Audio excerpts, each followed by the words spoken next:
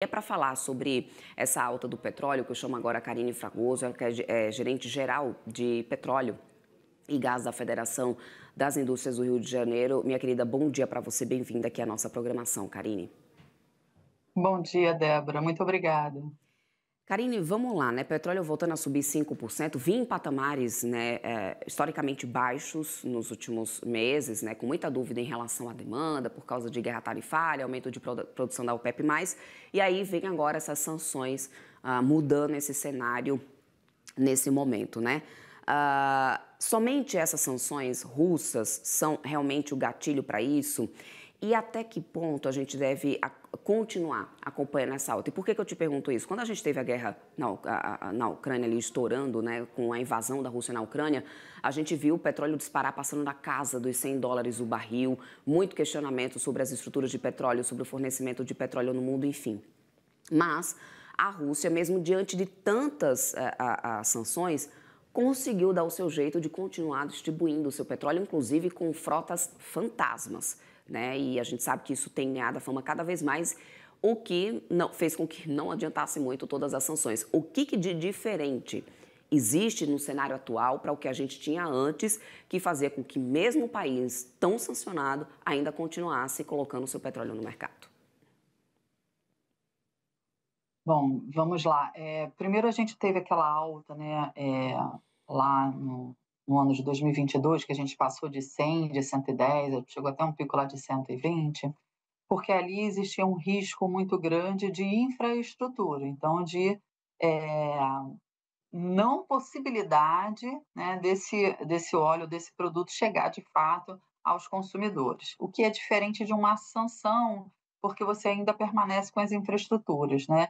E aí, você tendo ou não tendo a sanção, isso é uma decisão que tem um efeito de curto prazo. Quando você não tem a infraestrutura, o retorno da infraestrutura é um movimento de mais longo prazo até você reconstruir essa infraestrutura. Então, são cenários distintos, né?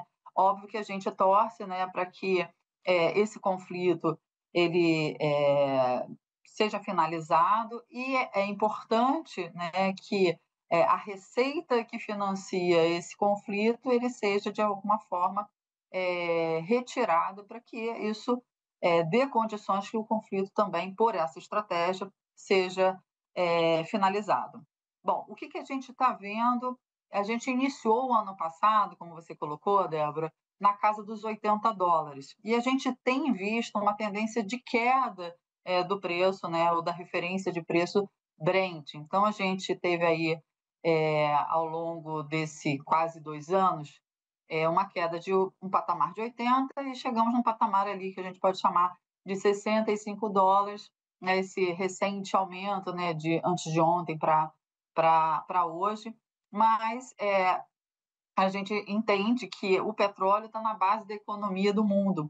Então, qualquer alteração, conflito, sanção vai movimentar esse preço, e como você bem disse, é um preço de curto prazo, e o óleo a gente precisa ver ele no médio e longo prazo. Uhum, Então, de fato, o que a gente tem hoje é uma tendência de queda. uhum. Obviamente que a gente acompanha o que está acontecendo para saber se essa tendência de queda vai permanecer ou se a gente vai ter aí um novo desdobramento. Mas na tua visão, Karine, essas sanções reativam os temores de restrição de oferta global de petróleo, né? Porque como eu falava logo aqui no início da nossa conversa, mesmo com tantas sanções que já foram aplicadas à Rússia, a Rússia continuava vendendo petróleo. O que de diferente a gente tem agora para que a gente mude esse cenário e a ponto de refletir? Será que a gente tem agora novamente temores em relação à restrição de oferta global de petróleo? Como que você avalia isso? Não, eu acredito que a gente vai caminhar para uma solução, né? Eu acho que o mundo como um todo, ele não pode viver num ambiente de alta tão significativa de óleo, né? Isso abala muitas economias. Então, eu acredito que haja um esforço, né, global para que essa referência de preço e o preço no final não chegue a esse patamar. Obviamente que isso depende muito, né, de um grande fornecedor que é a Rússia, né? e a gente espera, no sentido de ter esperança mesmo, que a gente vá para a resolução desse conflito e para a redução dessas sanções para que a gente possa ter esse óleo, mas de fato, se a gente não tiver esse óleo desse grande fornecedor, a gente vai ver sim um ambiente de alta de preço de referência, porque a retirada de parte dessa oferta que responde a uma demanda existente no mercado como um todo. Uhum.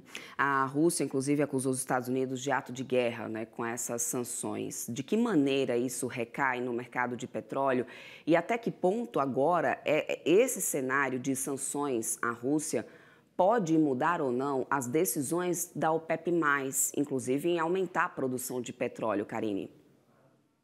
Exato. Aí a OPEP pode entrar assim, né, fazendo uma regulação no mercado, porque existe óleo aí para ser colocado. Existe aí, existia, né, existia como cenário uma tendência de queda continuada do preço do óleo, né, com expectativas até da gente chegar à base de $50. Essa era uma previsão já das agências internacionais antes da sanção.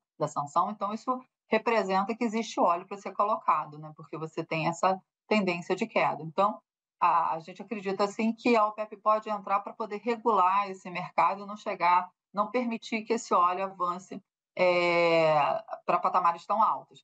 Agora, a gente tem que aguardar e acompanhar, né, para ver qual é o fôlego que a gente tem para, caso, né, as sanções se prolonguem no tempo, a gente conseguir manter o preço desse óleo num patamar que tem um conforto para a economia, que o que a gente está vendo mais recentemente está ali, e com histórico também, né? Está ali no limite ali de $65 a $80 por barril. E aí, se a gente reduzir de fato, chegando até 50, a gente ainda tem um conforto, mas essa indústria começa a ter mais dificuldades também por conta de retorno ao investimento. O que, por outro lado, também pode reduzir uma pressão de preço da indústria fornecedora para esses mercados, né, ou para o mercado de óleo e de gás, para a cadeia de valor do óleo. Então, tem um equilíbrio, são muitas variáveis para a gente analisar, mas a gente está entendendo que esse valor colocado hoje, né, ainda é um valor que está no limite de conforto para todos nós. Perfeito, eu quero muito agradecer, Karine, tua participação aqui conosco. Conversei com a gerente-geral de Petróleo e Gás da Firjan, a Karine Fragoso. Bem-vinda sempre por aqui, minha querida. Boa sexta-feira para você e até a próxima. Muito obrigada para você e todos vocês aí também. Obrigada.